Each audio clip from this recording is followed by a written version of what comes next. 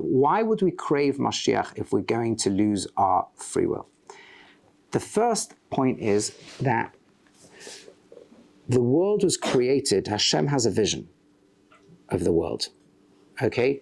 It might be very selfish of me. You know, suppose, you know, I'm let's say, working for somebody, right? And every day that I work for them, they've got a mission. They want to achieve something, and they're paying me a lot of money, all right? Maybe it's a vision to, I don't know, get a certain technology into the world, and once it's there, they can sell and goodbye. If I care about me, I want this company to go on as long as it possibly can. If I really care about the mission of the company, I want it to be achieved tomorrow, right? If Hashem has built a world with a vision, our job is not just to get points for ourselves. That's called doing things shaloi lishma. Okay, we have to be motivated by that. We can't deny that we need to have slightly self-centered motives to begin with. Most people do good things, they start with somewhat self-centered motivations. Most people get married not to make the other person happy, but to make themselves happy. But within the marriage, you have to forget what's good for you, what's good for them, right?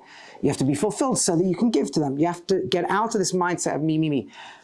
Our job in this world, Hashem wants us to be his partners in this world. Right? And to do that means to get out of the mindset of it's about me. The whole point of a highly developed Jew is I'm no longer thinking about me.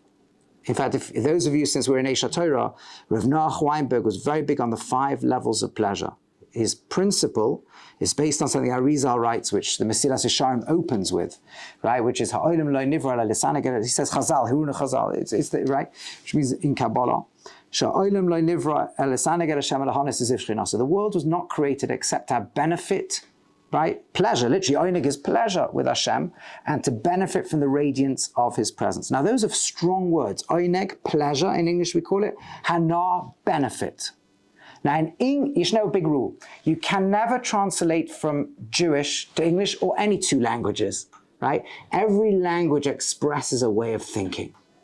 It's a repository of history, of cultures, civilizations. So words may seem like they translate, right? That's called, they have the same denotation. They point to the same thing, but they have a very different connotation, a different picture that comes with it. When we use the word pleasure in English, we mean very superficial things, right? The word oineg in Hebrew can mean lots of things. It can include relatively superficial pleasures. So on Shabbos, we have a mitzvah of oineg Shabbos, and it includes eating and drinking, having nice physical pleasures. But it goes much deeper than physical pleasure. It goes through all the different layers, right, of all the way down. Because in essence, what we try to capture when we use the word pleasure is need fulfillment. So we have physical needs, and we have a positive emotional experience when we fulfill them. We have emotional needs, and they need to be fulfilled the right way, right? We have the need to do what's good and right in the world, and that needs to be fulfilled. And people who don't fulfill it feel very empty and don't know why. We have a need to make a difference in the world, and we have a need to connect to the source of the world. And the difference in these 5 levels, and for those who study a little bit of Kabbalah, you'll know they're parallel, they're basically the 5 levels of the soul, is that when I'm worried about my physical needs, the self that is interested in physical needs is defined by these borders of the bodily thing. It's just protoplasmic flesh. That's who I am. When I'm in a world of relationship, love, and so on, and I have emotional needs, the self expands to include other people. Somebody who's in a strong, loving relationship, based on how much they give to the other person, is going to start to feel at one with that person. If it's a marriage, if it's their family, if it's a close community even. And like twigs on a tree, we suddenly realize we're all really one. And those who want to do what's right in the world start to feel at one with a whole people, the whole Jewish people, or the whole of humanity.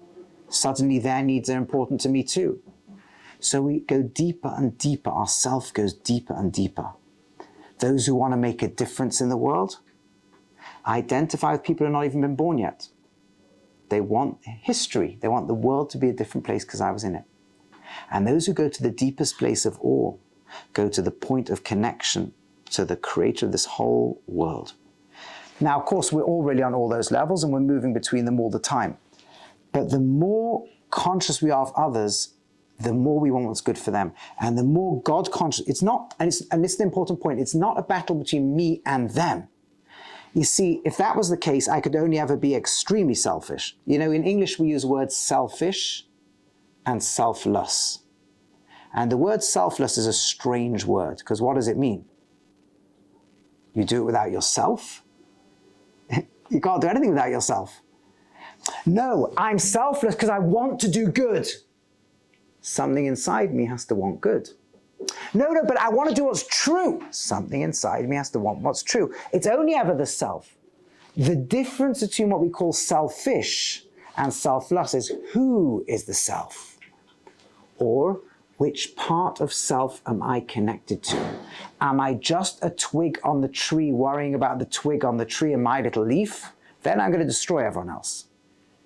Am I at one with the branch? Am I at one with the whole tree?